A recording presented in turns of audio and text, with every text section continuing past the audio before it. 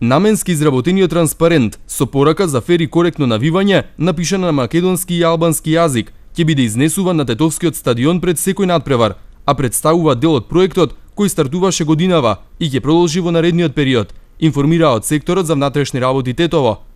Кон средината на октомври, во 12 средни училишта во Тетово и Гостивар, планирано е да стартува серија предавања со учениците во прва година. Со овие предавања вкупно ќе бидат офатени околу 6000 првокласници, кои поблиску ќе бидат запознаени со потребата од коректно навивање на спортските игралишта, но и со законските санкции за неспортско и насилничко однесување.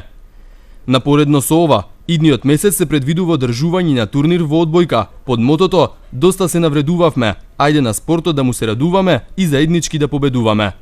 На турнирот ќе настапат екипи од средните училишта во Полошкиот регион, а негова основна цел е запознавање и дружење на младите од различна етничка припадност и надминување на нивните младешки предрасуди и поделеност.